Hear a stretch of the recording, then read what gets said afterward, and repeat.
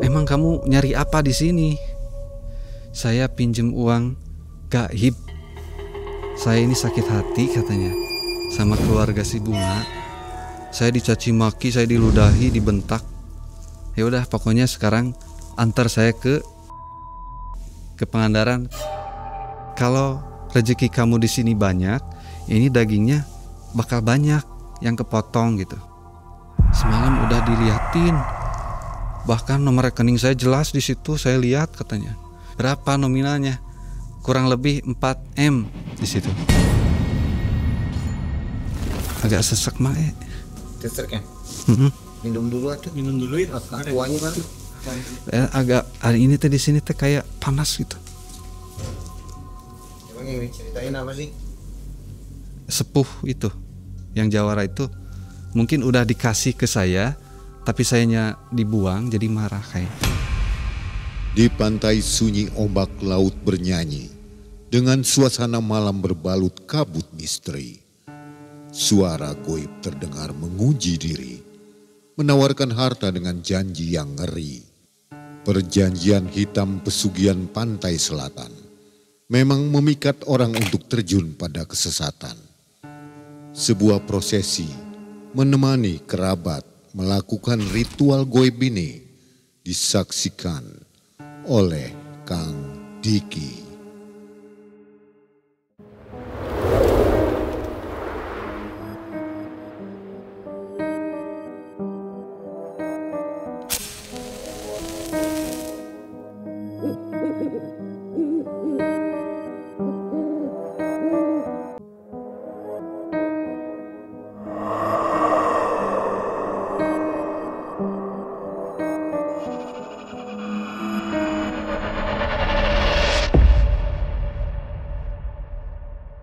Assalamualaikum warahmatullahi wabarakatuh. Waalaikumsalam warahmatullahi wabarakatuh. Selamat malam Sobat MM dimanapun Sobat berada. Mudah-mudahan selalu sehat dan bahagia hari ini ya. Amin. Wah, Kang Diki namanya nih. Apa kabar Kang Diki? Alhamdulillah baik Mae. Kang Diki ini menghubungi lewat WA ya, dari Bandung ya? Betul. Padahal kita bisa ketemu di Bandung sebenarnya ya. Oh iya, saya tunggu tapi belum ada Jawaban ada di Cirebon. Betul. Jadi pas kebenaran lagi di Cirebon ya. Iya. Oke Kang Diki, sebelumnya terima kasih ya sudah mau berbagi kisah di Malam Mencekam. Siap Mae, siap. Apa ini? Kenapa mau berbagi kisah di Malam Mencekam? Apa yang harus dicurhatin ke sini? Sebenarnya ini mungkin lebih ke mengingatkan agar yang lain tidak usah melakukan hal yang seperti teman saya. Supaya nggak terjerumus ya. Iya betul. Oke, bahaya begitu. Bahaya sama prihatin aja ngelihatnya. Yang tadinya sehat jadi sakit. Oh gitu ya. Betul. Oke. Kang Diki ini sudah lama subscriber Malam Mencekam ya? Kurang lebih 2 tahun Mang. Udah lama ya, 2 tahun ya. Lumayan. Kejadiannya tahun 2009. Betul. Tapi baru bisa cerita hari ini ya. Betul. Oke, Kang Diki, apa kegiatan harinya? Saya sekarang bekerja di salah satu klinik swasta di Bandung. Di Bandung ya? Ya, sama buka konveksi kecil-kecilan Mang. Waduh, hebat ya. Lumayan. Mudah-mudahan tambah maju ya. Amin Mang. Terima kasih. Dan sobat, terpaksa Kang Diki harus menggunakan masker untuk keperluan privasi ya. Betul. Sangat pribadi, jadi tidak ingin diketahui identitasnya, begitu ya? Betul Mang. Betul. Oke. Malam Mencekam. Semakin malam semakin mencekam. Ini dia Kang Diki.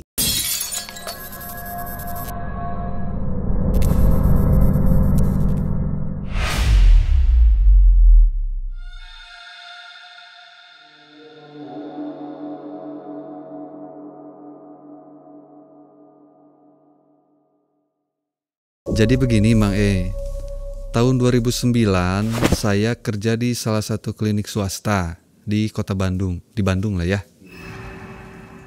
Waktu itu rumah sama tempat saya kerja agak jauh. Jadi pimpinan saya itu ngasih mes ke saya di lantai 4. Saya cek ke atas, bener di lantai 4 itu ada 3 kamar berjejer ya. Lalu saya cek-cek, nah Setelah dicek, ya udah saya ngambil yang paling ujung karena deket balkon Mang Cuman balkonnya udah kotor, kumuh. Dapur juga berdebu. Ya saya beres-beres baju-baju saya, nggak ada apa-apa. Pas malamnya saya lagi rebahan gini, tiba-tiba saya ngelihat dari sudut mata saya ada yang lewat di depan kamar saya. Karena kamar saya itu dominan kaca. Pintunya kaca, dindingnya itu bawahnya ini tembok, atasnya kaca gitu. Jadi saya ngelihatnya jelas. Saya refleks bangun, saya lihat, saya buka pintu, nggak ada apa-apa. Saya tidur lagi tapi ngebelakangin pintu. Jadi posisinya miring. Gak lama dari situ badan saya itu seperti ditiup Mae. Jadi kayak ada yang niup. Saya spontan ya kaget. Saya bangun, di pojok ruangan itu di sebelah kamar mandi ada perempuan. Usianya kurang lebih ya udah tua lah. Dia pakai baju zaman dulu, terus pakai samping, pakai sanggul. Jadi samping disanggul gitu, jadi kayak segitiga ya. Dia ngelihat ke saya, tapi saya di situ memaku gitu Mang Saya mau pipis, nggak tahu udah pipis nggak tahu belum, karena kayak basah. Tapi yang anehnya badan saya itu seperti digerakkan Mang Jadi energinya itu bikin saya bangun terus nyamperin. Lalu dia gini ke saya. Saya peganglah tangannya. Terus saya merem. Tiba-tiba saya seperti dibawa ke alam mana gitu ya. Soalnya yang saya tahu itu bukan klinik.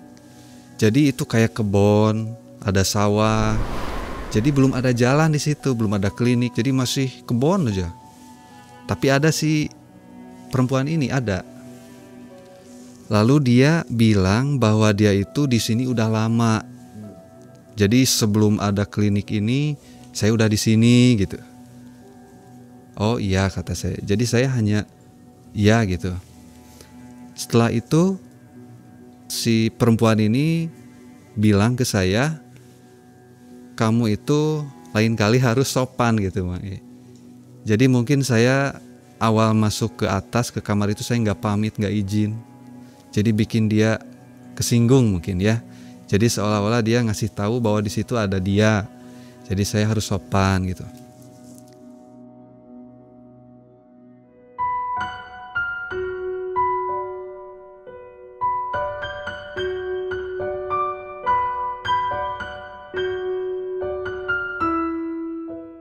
Singkat cerita, 2013 saya punya pacar. Saya mau menikah Mae di situ. Tapi orang tua saya nggak setuju. Katanya saya masih kecil, masih terlalu muda. Tapi saya kekeh gitu. Karena saya mungkin merasa udah punya gaji, udah cukup lah. Lalu saya maksa, lalu kita menikah di 2013. Mungkin karena orang tua saya nggak setuju ya.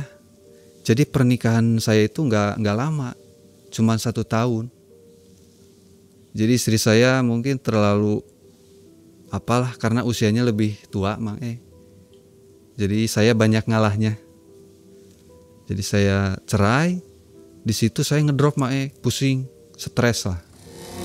Karena ngelihat saya sakit, jadi pimpinan itu nyuruh saya pulang. Lalu saya diajak sama teman saya ke Cianjur, ke Jampang. Di situ saya nggak tahu saya mau diapain, pokoknya saya diajak aja. Singkat ceritanya, nyampe di rumah sepuh, ya kakek-kakek gitu. Di situ saya dimandiin, terus dipakai sarung, saya nggak pakai baju ya. Saya masuk ke kamar, kamarnya kayak musola. Nah di situ saya duduk, ngebelakangin abah itu. Lalu badan saya itu, punggung saya seperti digores-gores Mae. Pakai kawat. Gak tuh pakai apa pun, sakit Bang. Tahan katanya gitu. Ya udah saya diem. Kurang lebih setengah jam keluarlah saya dari kamar. Saya duduk, Lalu si abah itu bawa kabel colokan, ujungnya itu digunting. Jadi kelihatan si benangnya ya. Lalu ke saya itu disuruh digigit. Si kabelnya itu digigit. Terus si abah itu mau nyolokin si kabel itu, saya langsung ngebuang. Kata saya, abah mau bunuh saya? Saya masih mau hidup, bah. Saya masih muda gitu. Kamu diem katanya. Gak usah banyak ngomong, udah diem aja. Ini demi kebaikan kamu katanya gitu. Ya udah saya nurut, saya gigit, saya merem, dia colokin kayak ngerenyet gitu Mae. Di lidah itu ngerenyet. Ternyata itu setrumnya nyolok, tapi nggak nyetrum ke saya. Terus dipegang nggak nyetrum.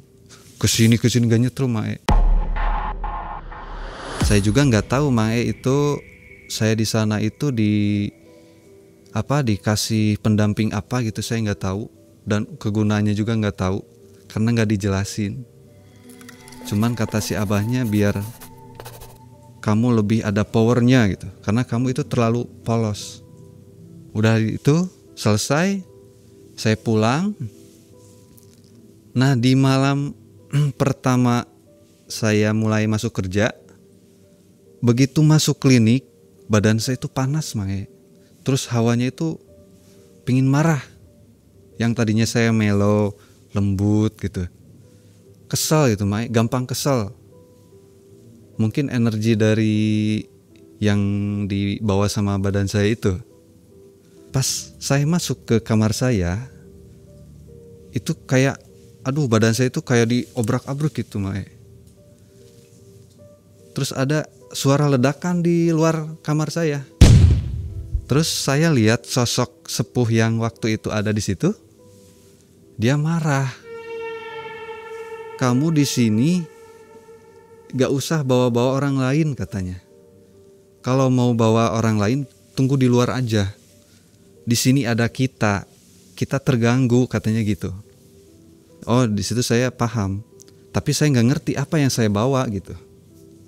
Lalu si sepuh itu menjelaskan, kamu itu bawa satu sosok seperti jawara.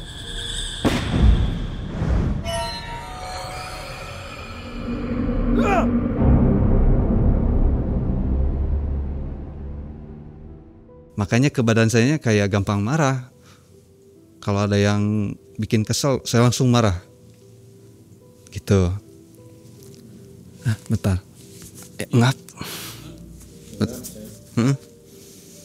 Kayaknya ada ini. Bentar, udah. Pak, ngap. Bentar ya. Bentar. Udah. Setelah saya tahu bahwa di badan saya ada satu sosok itu, saya bingung saya harus kemana ini, karena ke sayanya gak nyaman. Lalu saya telepon bapak saya cerita, kamu katanya ngapain kayak gitu. Udah jadi diri kamu aja. Jadi disiapin lah. Kata bapak saya, kamu nyiapin air 1 gelas, terus kasih garam, terus HP-nya simpen di atasnya gitu. Lalu dibacain sama bapak saya. Kurang lebih 10 menit, saya disuruh minum airnya, disuruh kemukain, dimandiin. Nah setelah itu agak mending Kejadian itu aman, gak ada apa-apa. Si sosok sepuh itu jadi jarang nemuin saya, mungkin karena marah. Tapi tetap saya selalu izin gitu. Sepuh kalau saya makan saya tawarin gitu ya. Nah singkat cerita di 2017 pimpinan itu datang, tapi drivernya baru. Beda gitu yang sama yang kemarin-kemarin. Ini lebih muda. Jadi kayak seusia lah sama saya. Sebut aja namanya Dodo sudah saya samarkan. Dia itu driver baru. Mungkin karena udah sering ketemu jadi kita nggak canggung ya. Sering ketemu jadi akrab, kita sering tukar cerita gitu ya, jadi nggak sungkan. Hingga di suatu hari dia curhat bahwa dia itu punya pacar Pacarnya itu beda agama. otomatis orang tuanya nggak setuju. Kata saya, kamu ngapain atau nyari pacar yang beda agama gitu. Ya namanya orang udah suka gitu ya, jadi ya nggak peduli gitu. Hingga akhirnya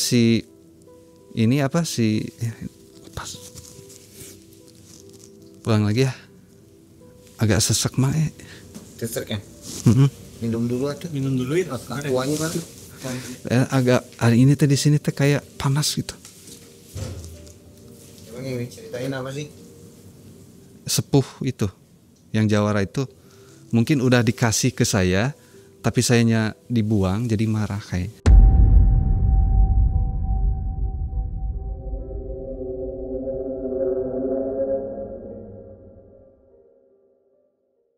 Nah hingga suatu hari si Dodo ini cerita ke saya bahwa dia punya pacarnya itu beda agama dan orang tuanya nggak setuju gitu, kakaknya nggak setuju. Tapi si Dodo ini kekeh gitu, sama pacarnya juga sama kekeh. Jadi mereka pacaran di belakang orang tuanya gitu, tanpa sepengetahuan. 2 bulan 3 bulan kemudian lah ada si Dodo ini kayak stres gitu. Pinjem uang ke saya, dia cerita dia kelilit utang lah, butuh uang lah gitu. Saya udah ngerti mungkin buat jalan gitu, buat jalan sama pacarnya. Pada suatu hari tiba-tiba ada yang telepon ke saya, nomornya itu nggak dikenal. Saya nggak tahu itu nomor siapa. Saya angkat, taunya itu operator pinjol. Saya bingung di situ. Saya bingung harus ngomong apa gitu ya, karena si Dodo nggak bilang gitu bahwa nomor saya dipakai kontak darurat. Nah pas ketemu saya marah. Maksud kamu apa? Masukin kontak saya ke kontak darurat pinjol kamu, kata saya gitu. Dia cerita, saya minta maaf. Habis siapa lagi yang mau saya masukin? Karena kamu kan udah deket sama saya gitu. Saya juga udah anggap kamu seperti keluarga lah gitu alasannya. Jadi ya udahlah, oke, kata saya, nggak apa-apa. Jadi saya sering nutupin. Kalau ada telepon ya udah saya reject. Pada suatu hari ya singkat cerita, datang segerombolan orang, kurang lebih ada 20 orang, kayak preman gitu. Posisi itu di klinik masih jam praktek. Posisinya itu jam 11. Rame-rame masuk ke dalam. Si Dodo ada di situ, saya di depan. Langsung marah-marah. Ada yang namanya Dodo, mana, katanya gitu. Si Dodo ini langsung panik, langsung ngumpet. Saya udah ngerti. Maaf Bapak, dari mana, kata saya. Saya santai. Mana yang namanya Dodo? Saya mau cari Dodo. Gak ada Pak, di sini gak ada yang namanya Dodo gitu.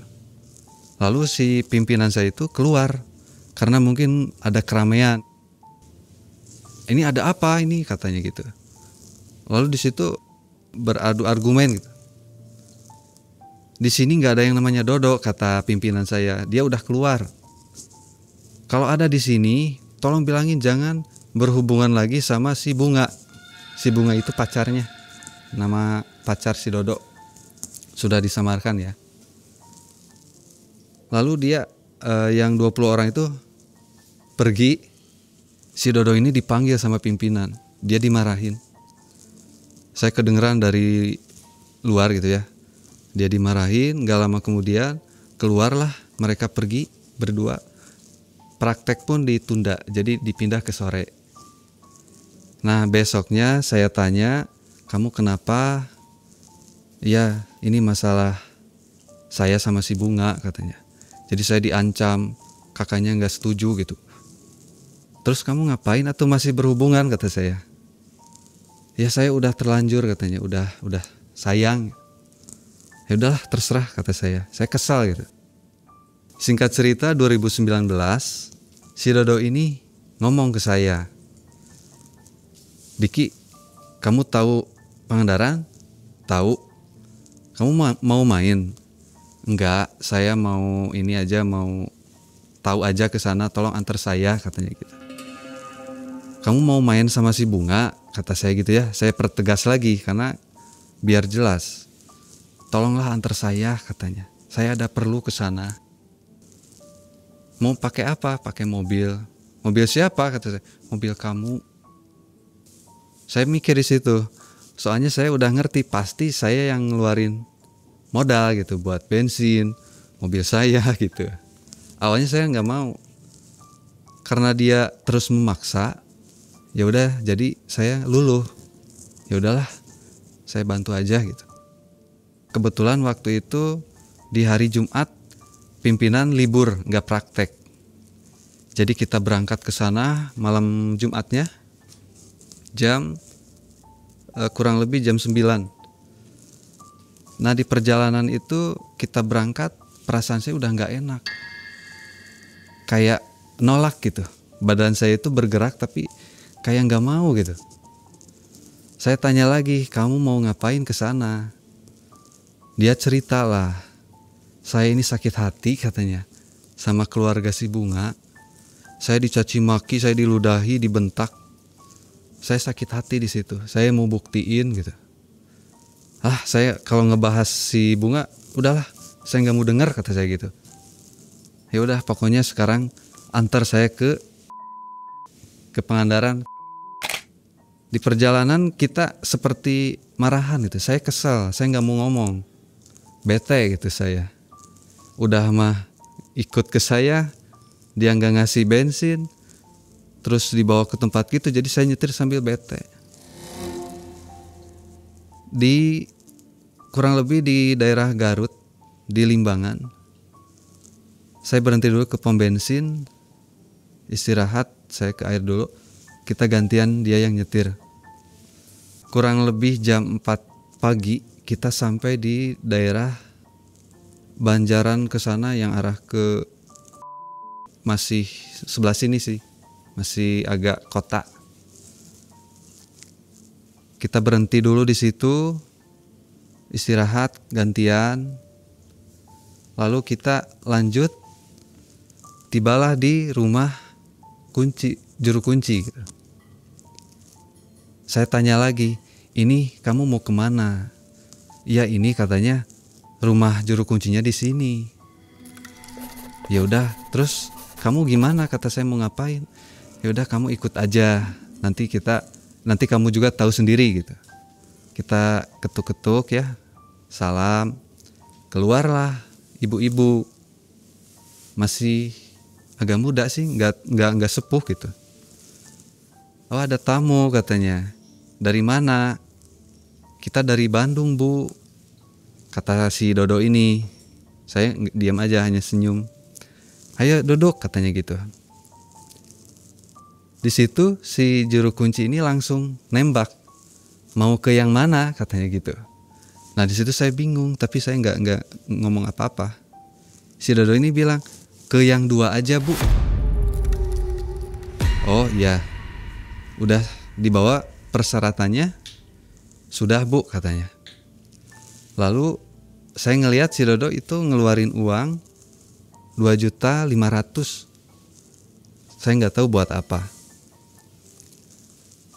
Lalu saya sama si Dodo ini disuruh sok aja duluan ke bawah, nanti ibu nyusul jam 11 gitu.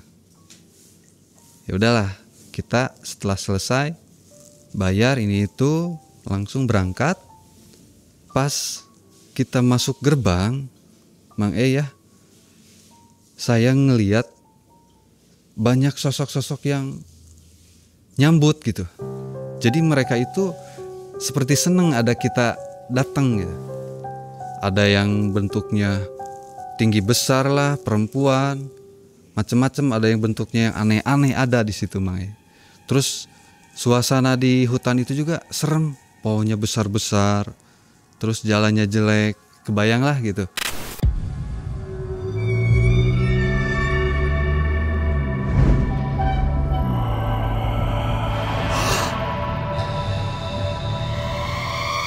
Pas sampai di bawah itu ada 2 gubuk. Yang satu warung, yang satu nggak tahu apa. Saya parkir di depan warung. Nah singkat cerita, jam 11 ibu kunci itu datang. Lalu manggil si Dodo. Dipanggillah ke saung yang satunya lagi. Saya nunggu di warung. Di situ saya sempat ngeliat harus ngisi dulu buku segala macam gitu. Ya, buku tamu kayak pakai materai gitu, Mang E. Di situ saya sempat bingung, ini mau apa gitu. Kok harus ngisi-ngisi gitu. Ya udahlah, dah saya mah nggak ikut campur gitu. Niatnya juga saya mah nganter. Setelah selesai, si ibu ini bilang, sekarang mah mandi dulu, tuh di Keramat 1. Nanti ada sumur di situ, sok mandi. Nanti setelah mandi, balik lagi ke sini. Juga boleh ikut ke saya gitu.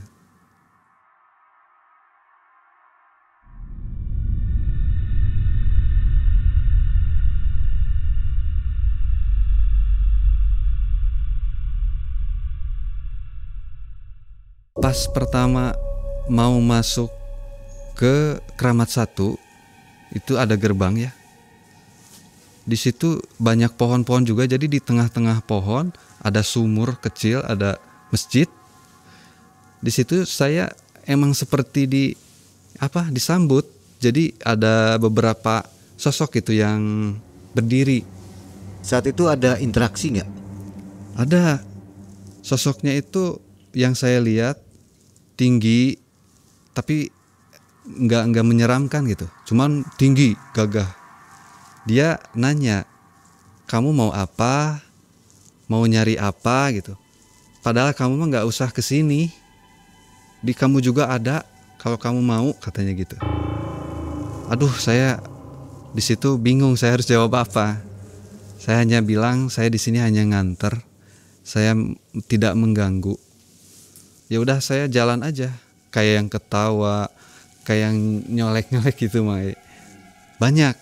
Jadi kalau kita bisa melihat mereka, mereka seneng, malah ngerumun gitu. Ya udah, saya masuk aja, saya cuekin.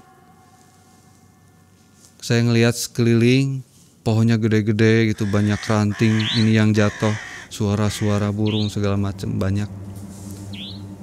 Nah, kita mandi.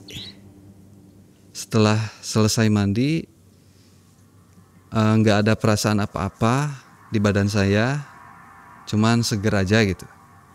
Lalu kita nunggu, kata juru kunci nanti jam 5 masuk ke atas.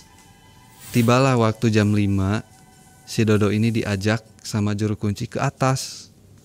Tunggu di sini, kata juru kunci. Saya lihat si Dodo pergi ke dalam hutan. 1 jam kemudian juru kunci ini datang. Terus bilang ke saya, teman AA udah di Keramat 2. AA sekarang mau di sini boleh, atau mau di Keramat 1 nunggu boleh. Karena di situ kan ada musola. Sok AA di sana aja gitu. Oh siap, kata saya. Nah, singkat cerita, si ibu kuncen ini pergi kurang lebih jam 7-an.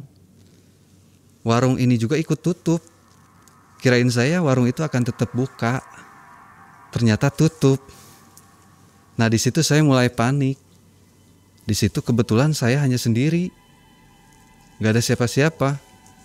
Suara anjing, suara hewan, kayak wah, semua penampakan itu kayak ada di situ.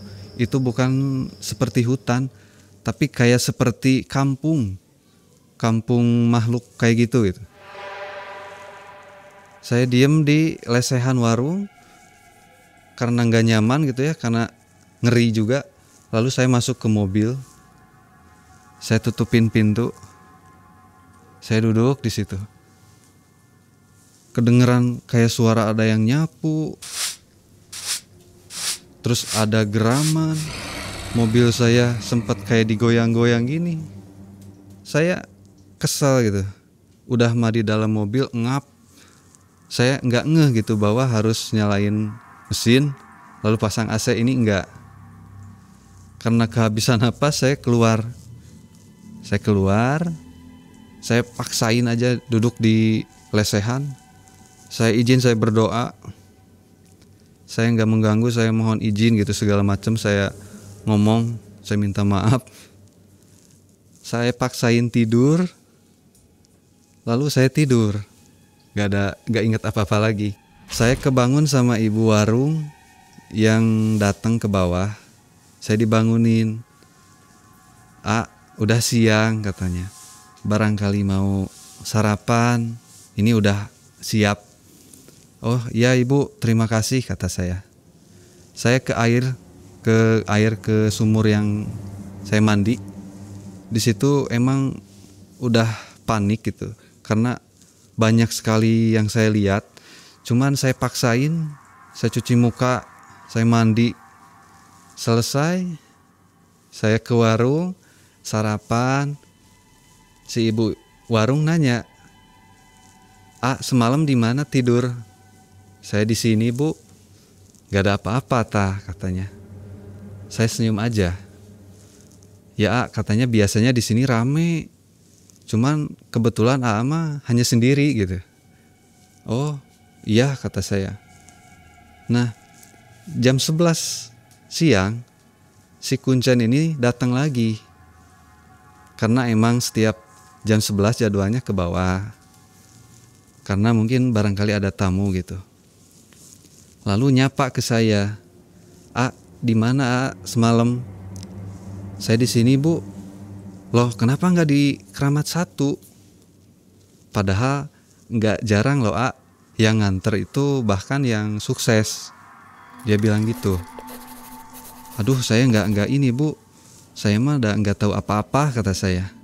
Ya udah daripada di sini kesal, mending di sana di Keramat 1 tirakat gitu ya. Baca apa aja ya, terserah gitu. Itu kan ada musola. Oh iya juga ya kata saya gitu.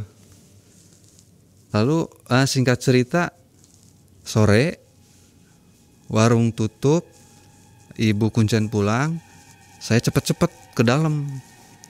Saya ambil wudhu dulu, saya sholat dulu, lalu saya masuk ke salah satu saung kecil.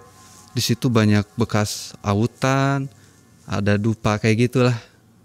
Saya keluar lagi karena ini mah aneh kata saya.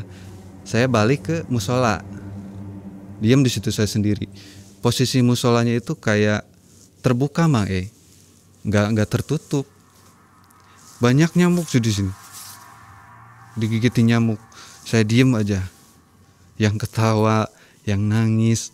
Jadi yang ketawa itu awalnya sedih, kayak nangis itu sedih. Terus lama-lama ketawa gitu. Kan aneh gitu kata saya. Aduh ini mah saya kayaknya kalau mau meninggal ya udahlah. Tapi di situ hati saya kuat. Saya di sini tidak mengganggu gitu. Saya baca-baca biasa. Nggak tahu jam berapa. Karena posisi di dalam itu gelap, nggak ada penerangan sama sekali. Terus banyak suara buah ranting gitu kayak kedengeran yang mandi segala macam, berisik di situ. Udah saya fokus aja, saya baca-baca. Seketika hening yang tadinya berisik hening. Saya tenang di situ. Gak tahu yang tadinya takut, hati saya tuh jadi tenang. Lalu saya melihat dari kejauhan itu ada cahaya kecil, lalu membesar jadi sosok perempuan. Perempuannya itu cantik Wah kalau misalkan bisa, saya suka itu, saya naksir. Tapi dia nggak pakai mahkota, cuman pakai kebaya, pakai selendang gitu, sopan gitu. Dia hanya senyum ke saya, lalu pergi lagi. Nah setelah itu saya baca-baca karena saya udah tenang. Biasa saya tidur. Siangnya juga sama. Karena saya nggak boleh kemana-mana gitu. Harus diam di situ. Harus puasa. Nggak boleh makan. Pokoknya kata kunci kalau kamu masuk ke sana, kamu harus puasa. Nggak boleh minum, nggak boleh makan gitu. Jadi saya diam di situ. Pas malam ketiga, hening nggak ada gangguan. Yang tadinya rame hilang, nggak ada. Cuman suara burung, suara buah mah ada ya jatuh. Datang lagi Mang dari kejauhan. Kecil, terang jadi besar. Jadi sosok yang tadi ini lebih beda penampilannya. Dia pakai mahkota cantik gitu. Pakai selendang. Tapi yang saya perhatiin selendangnya itu kayak daging Mang Selendangnya panjang nyampe ke belakang. Dagingnya itu daging tipis kayak beef gitu. Tipis ya, ada lemak-lemaknya. Yang udah diiris gitu ya? Iya udah diiris, udah tipis. Kayak selendang aja gitu, tapi daging.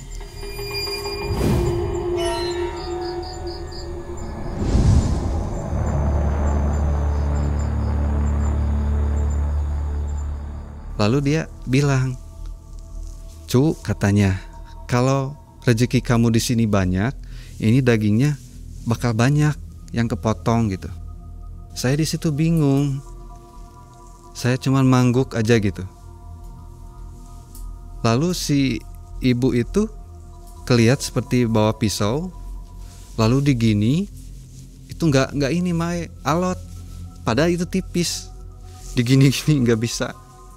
Lalu senyum si ibu ininya senyum. Saya nggak bereaksi apa-apa, saya cuman mangguk gitu. Lalu si ibu ratu itu ngambil ujung selendang lalu dipotong, dan itu mudah Mae digini.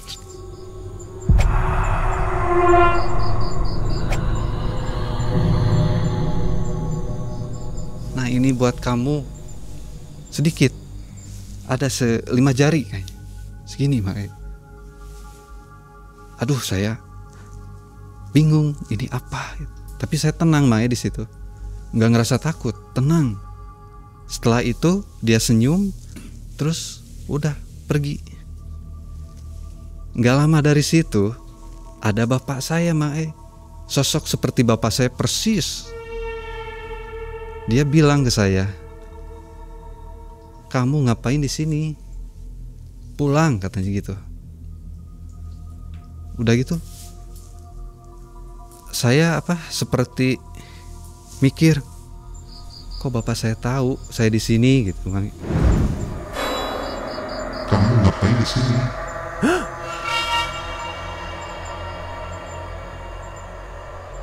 Nah singkat cerita, besoknya saya mandi, terus saya ke depan, karena itu udah di hari ketiga ya. Dan si Dodo juga kata kuncinya paling ini 3 hari. Kita ke depan, badan lemes Mae. Pas begitu keluar dari gerbang langsung lemes. Yang tadinya biasa, pas keluar dari gerbang lemes. Saya dibantu sama si ibu warung sambil bawa dagingnya itu. Pas si ibu pergi, bapak saya muncul, nggak ada dagingnya, Hilang. jadi yang tadinya kelihatan seperti ada piring, terus ada ya daging di situ. Pas bapak saya muncul, jadi seperti biasa, jadi ramai lagi. Pas ya saya udah dibantu sama ibu warung, saya dikasih minum teh manis, katanya biar nggak lemes.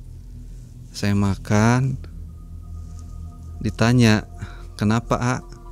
Saya belum bisa ngejelasin, masih bingung. Nah jam 11 si ibu kunci biasa datang ya ke bawah, lalu nyapa saya, "Ah, udah hasil," katanya gitu. Saya bingung, hasil apa Bu? Kemarin saya didatengin ini saya ceritain. Iya berarti A yang hasil, katanya gitu. A yang dikasih milik. Lah saya bilang, saya mah bukan mau itu, kan tadinya saya cuman nunggu sambil saya wirid gitu. Saya wirid, kebetulan bapak saya sempet ngasih amalan, kamu wirid ini setiap malam gitu. Nah saya baca itu, tahunya malah dikasih milik gitu.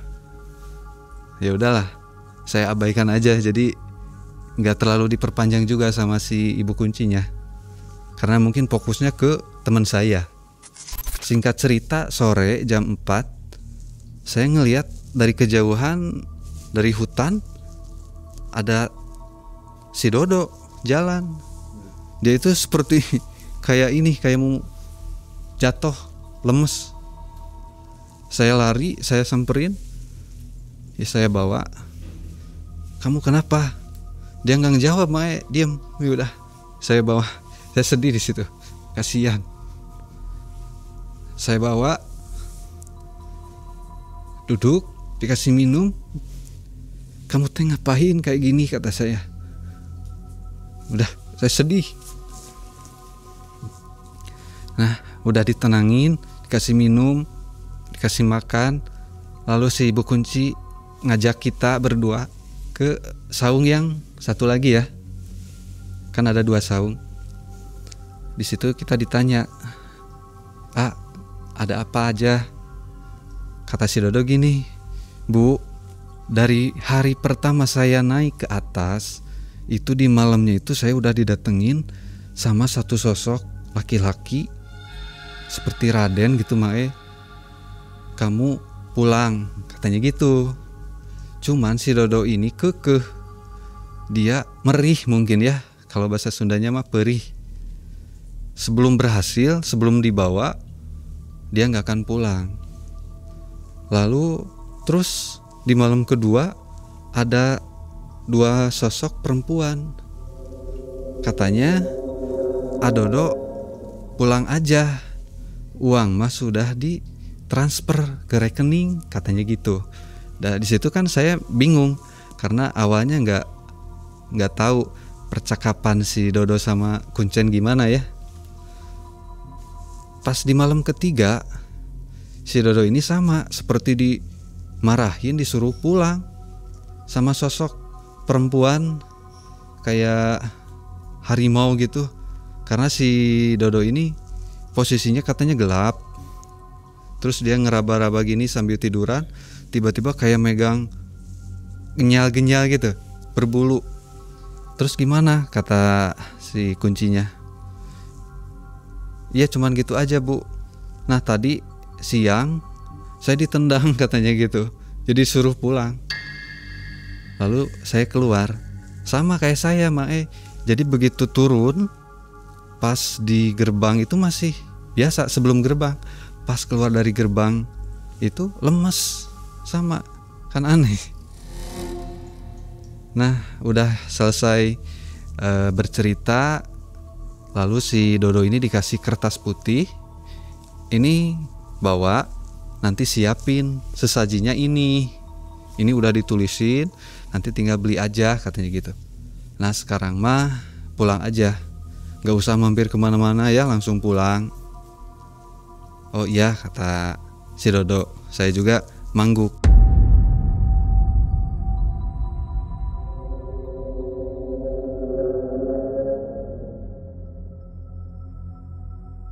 Kita pulang lah. Waktu itu kurang lebih jam setelah maghrib. Posisi gelap, Mae, di sana. Mobil saya sedan ya. Di situ selip, Mae. Seperti kayak ditahan. Nggak maju. Saya mundur, saya langsung diginiin. Bisa.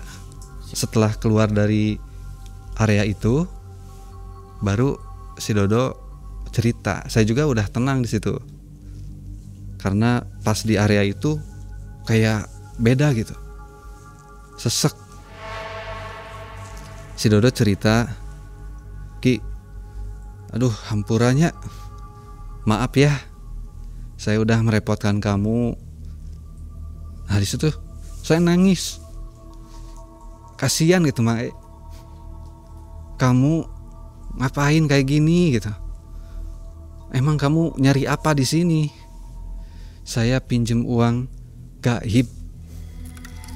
Katanya di sini bisa ada yang minjemin uang gaib gitu. Emang kamu percaya benar ada? Kata saya. Ada. Semalam udah diliatin. Bahkan nomor rekening saya jelas di situ, saya lihat, katanya. Ini nomor rekeningnya. Ini namanya, nominalnya. Berapa nominalnya? Kurang lebih 4M di situ. Tapi saya percaya nggak percaya ya, cuman menghargai aja. Oh ya, dia bilang saya di situ sempat kepikiran kamu. Jadi saya sempat nggak konsen gitu, karena nggak enak. Ah ya udahlah kata saya. Ya udah, semoga kamu hasil, tapi jangan bawa-bawa saya ya. Dia itu meluk saya, Mae. Dia gini ngerangkul. Kamu teman terbaik saya. Kalaupun saya meninggal, saya nggak akan bawa-bawa kamu. Saya sedih, Mae. Ya udahlah, ayo kita pulang. Kita pulang, nggak mampir kemana-mana, Mae. Kita pulang fokus. Tiba di Bandung, saya anterin dia ke kosannya, lalu saya pulang. Dia besoknya nanya ke saya, Ki, ini saya harus nyiapin ini, di mana belinya?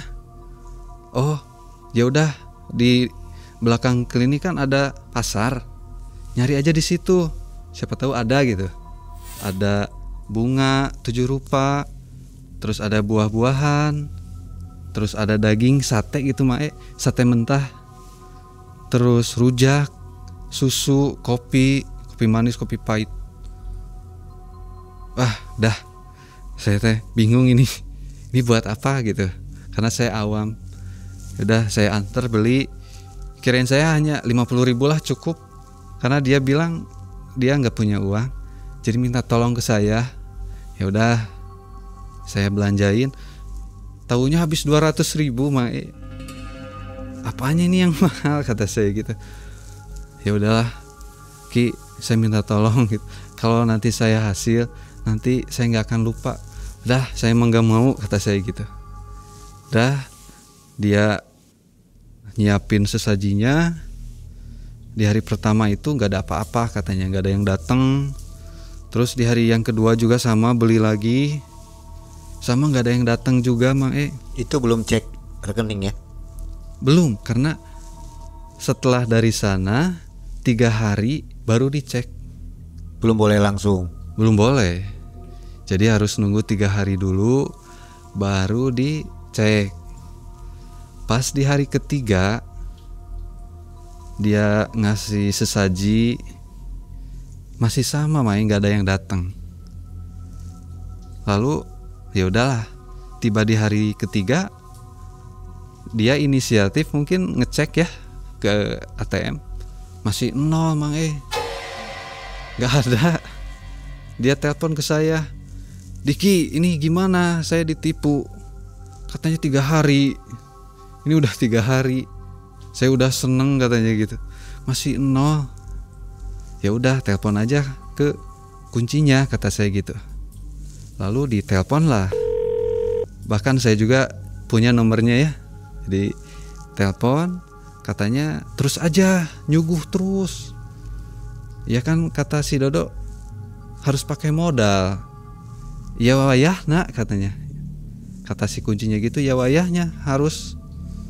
Lalu di situ si Dodo mungkin malu ya ke saya, karena selama 3 hari untuk beli sesaji ini dia nggak ngeluarin speser pun, jadi dia nggak dilanjut.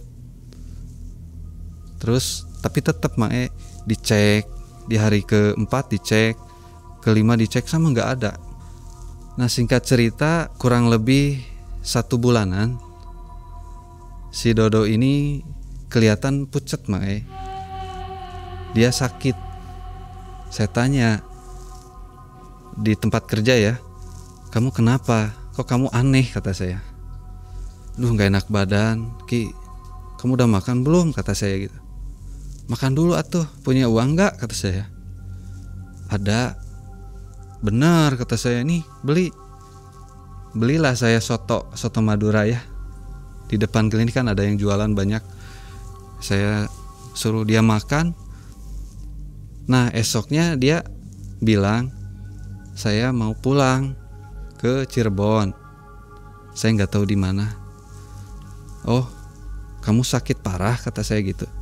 Iya, saya mau dijemput sama keluarga saya. Aduh, kata saya. Dalam hati mungkin efek dari kemarin gitu. Karena mungkin nggak tuntas. Tapi yang anehnya, kok uangnya nggak ada gitu. tapi si Dodonya sakit. Saya telepon ke juru kunci memastikan. Bu, kata saya, ini teman saya yang kemarin, dia ini belum hasil, tapi dia udah sakit, Bu. Dia sekarang pulang. Oh iya, berarti gagal. Karena mungkin dianya nggak fokus, nggak yakin. Emang bisa, Bu, kata saya. Emang itu pengaruh? Iya, si Dodo ini kurang fokus sama nggak yakin, jadi pikirannya tuh ngelayang gitu kemana-mana. Sama belum izin katanya ke keluarganya.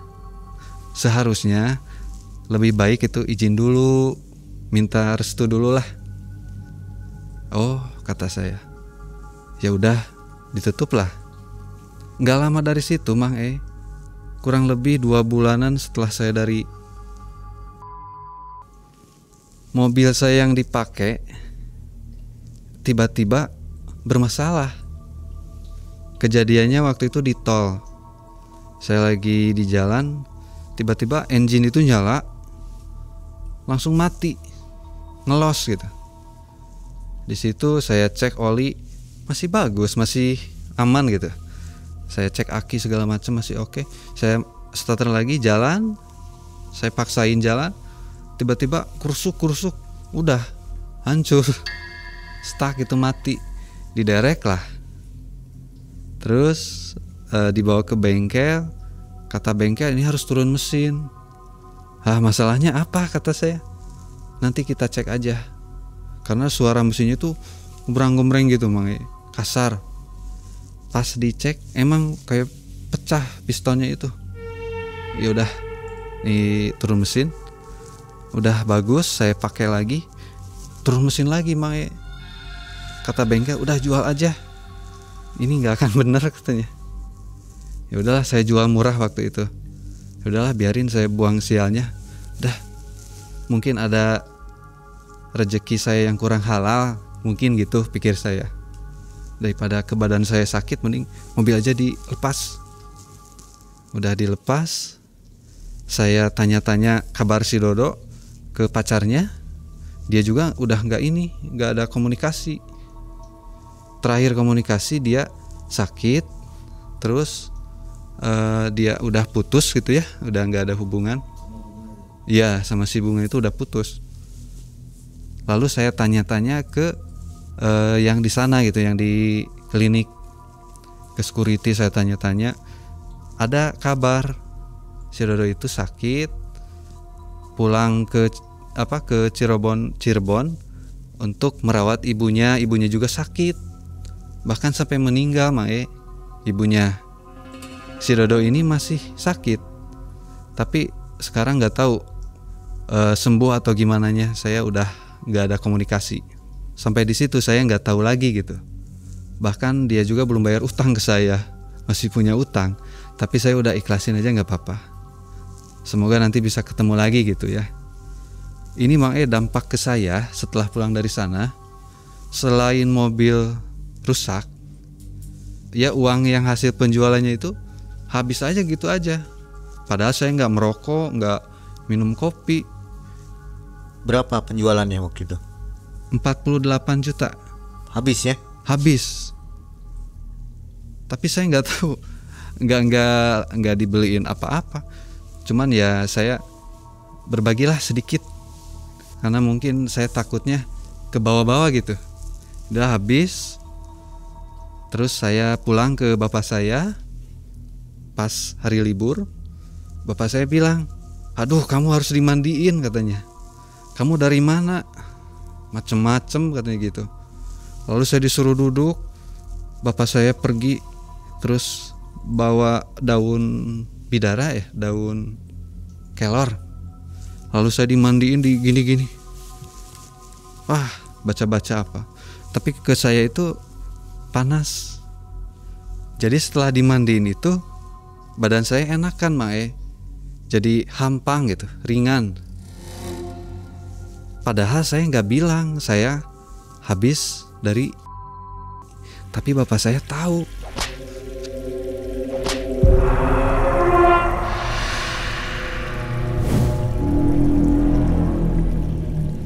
Saya di situ bingung. Saya mau nanya nggak enak gitu, malu, gengsi. Bapak saya cuman, kamu jangan sekali-kali lagi kayak gitu. Itu efeknya bukan ke kamu aja. Kamu nggak sayang sama keluarga, katanya gitu. Iya Pak, maaf. Udahlah, dimandiin. Terus saya berangkat lagi kerja seperti biasa, aman, gak ada apa-apa. Kurang lebih di 2021 saya ketemu perempuan di klinik yang sekarang jadi istri saya.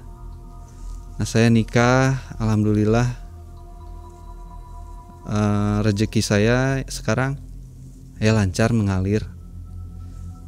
Tapi saya punya pikiran, apa ini mungkin yang disebut ini rezeki yang dikasih dari yang dikasih daging itu.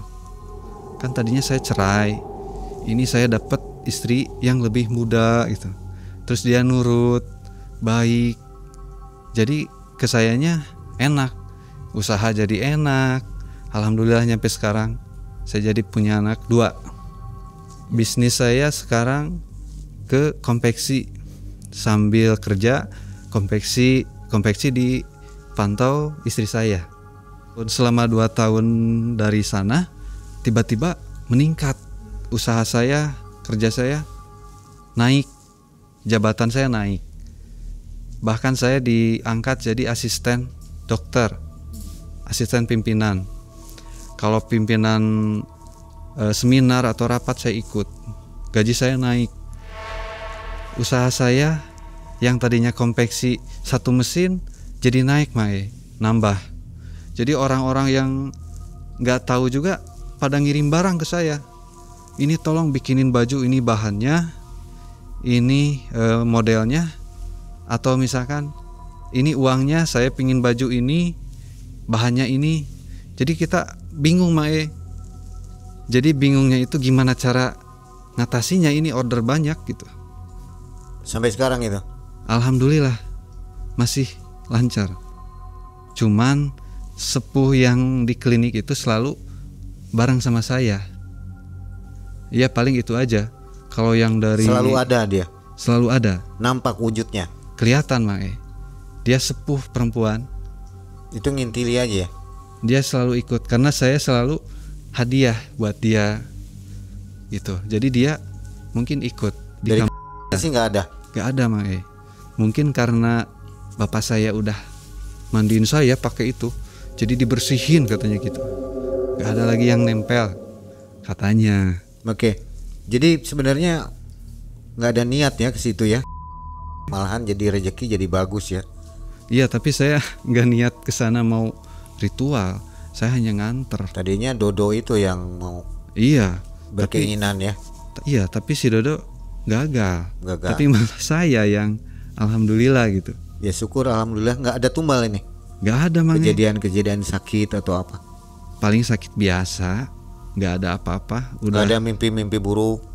Kalau mimpi enggak ada, Paling kalau mimpi saya selalu ketemu ya ibu itu aja, sepuh saya. Ya. Kalau gangguan dari sana nggak ada. Jadi waktu cerita di tengah jalan sesak napas itu kenapa ya? Jadi tadi pas pertama saya masuk ke MM, badan saya tuh ngap, ini dada saya ngap. Terus mata saya perih, pinginnya ngedip begitu. Pingin nangis, Apa karena ngelihat Mangai? Bisa jadi. Karena lama gak ketemu. Iya. Akhirnya ketemu. Tapi nggak ada masalah ya? Alhamdulillah aman. Dari sisi goibnya aman ya? Sudah aman, sudah dikendalikan aman. Oke, nah sobat nanti bisa ketemu dan ngobrol sama Bila tentang kisah ini lebih mendalam lagi ya di area member. Siap.